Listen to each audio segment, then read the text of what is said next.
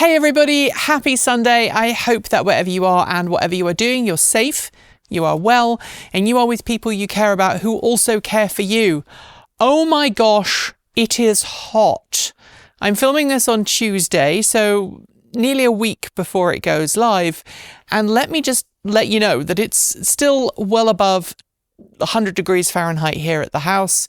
And it is just past 6:30 in the evening. We have a heat wave in effect right now. It's not pleasant. I know that the rest of the US and Canada have had really hot temperatures, and then basically the West Coast has been saved. But apparently we are no longer saved, and it's been absolutely horrible. I'm very lucky. We have heat pumps, so we have air conditioning, and I'm afraid to admit that we have been making use of it. Right now, the entirety of my house is being powered by my pickup truck, because the local utility company is doing this peak power event where if you don't use power from the grid during a certain period of time, they'll give you a rebate equivalent to $1 for every kilowatt hour that you don't use.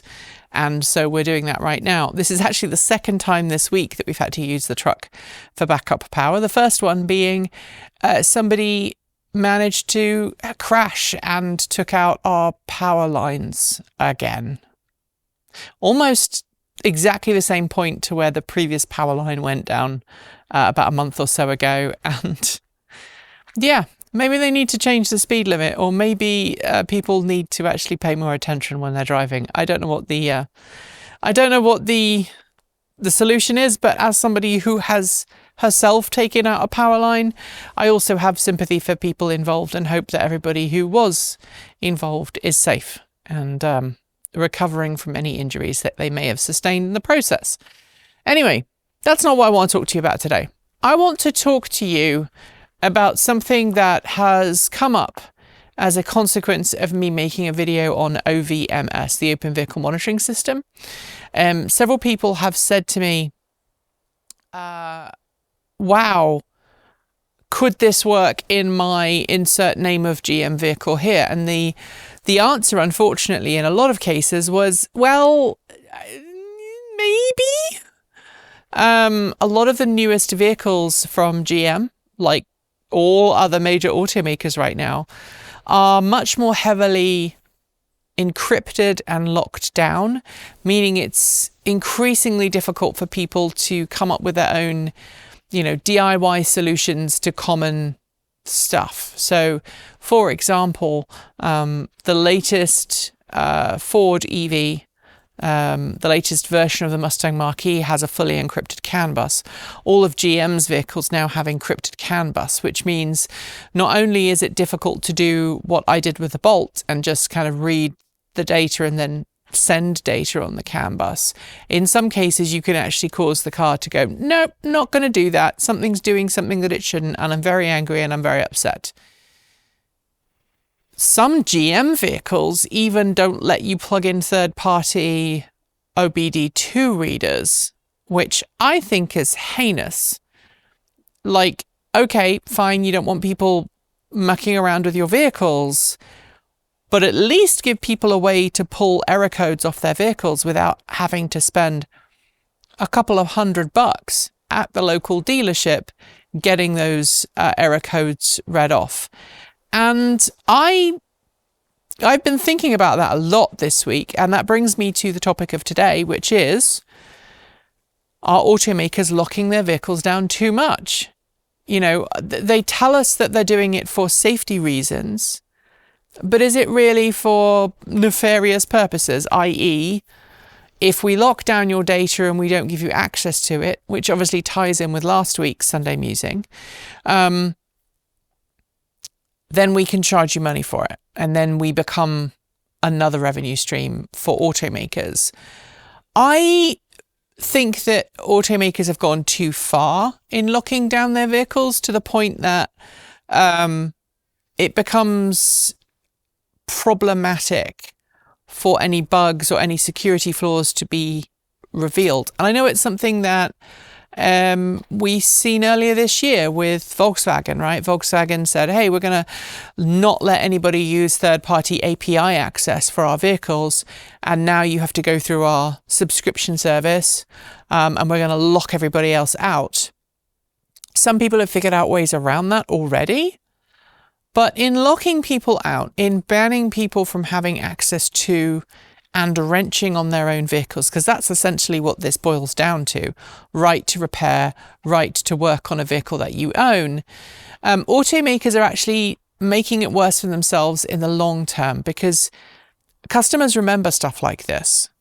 And secondly, there is, you know, a customer with some smart tech savviness is not going to take no for an answer.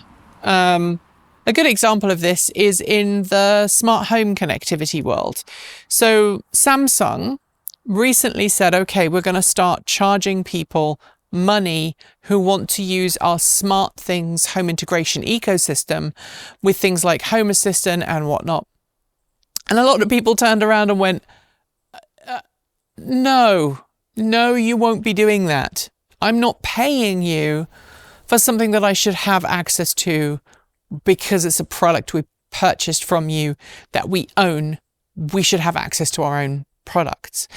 And of course, Samsung's like, no, you're going to have to pay $5 or whatever it is a month as a subscription to gain access to our API. And several people, myself included, have been working on ways to circumvent that. So when I heard about smart things being locked down, the first thing I did, it was actually over the July 4th week off, I actually ended up blocking all my Samsung appliances. We have a Samsung fridge and a dryer. I blocked them from being able to call out on the internet, so they can't connect to the internet anymore. But then I figured out ways using stuff other people had engineered. I figured out ways of being able to connect locally in my home network to my appliances and control them as I had been able to before Samsung said, hey, you're going to have to start paying for this. And because it doesn't go out to the internet, it's perfectly safe in my own home network. And as long as there are no other kind of bad actors on my home network, and I'm quite strict about what I let on my network and what I don't let on my network, I should be fine. The same thing is true, I think, with cars. We should be able, as owners, to work on our own vehicles and use our own tools and use our own tech to diagnose problems with our vehicles and then decide whether we're going to pay someone a lot of money to fix it or whether we're going to have a go in doing it ourselves.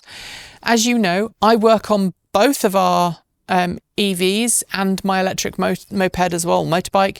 And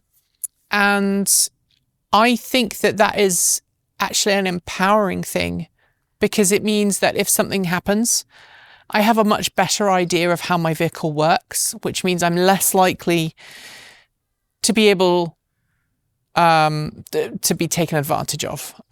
If I rock up at a dealership and I go, hey, these are the errors that my vehicle is showing up, the dealership can then either run with those errors or they'll look themselves and decide that they're not correct or whatever. But if they then turn around and try and tell me that something completely unrelated is the cause of my issue, which I've had happen before, I can actually push back and go, actually, I think you're wrong. These are the errors. These are the symptoms. When I did this, it did this. When I did this, it did that. And I just feel like by locking down systems, we prevent other people. Well, when automakers lock down systems, they are preventing their customers from being more informed, being smarter, and actually saving automakers time and money as well. So let me know in the down below what you think. I'm going to go back inside now where it's lovely and cool. Thanks to my F-150 Lightning powering the house. We've got another hour before the peak power event is over and I can actually go back to I suppose, onshore power would be a good way of putting it, from the local grid. Anyway, look after yourself. If you are experiencing heat, please make sure you drink lots, stay safe, Tell the important people in your life that they are important to you. And if you want to support the channel, please know that you can do so from $1.50 a month and join the wonderful list of people that I'm pointing to right here. You can do that on Patreon. You can send us Ko-fi. You can send us old-fashioned checks. You can go to our website and go to our swag store and buy some swag from our swag store. We've got tons of cool designs there. It all helps. It all helps me keep a roof over my head and my wife a roof over her head. It also helps pay the team at the channel. So thank you if you are one of those amazing people scrolling by. And if you're not yet and you have a little bit of spare cash, I'd be grateful if you'd consider it. Thanks for being the positive change we need to see in the world. And until next time, keep evolving.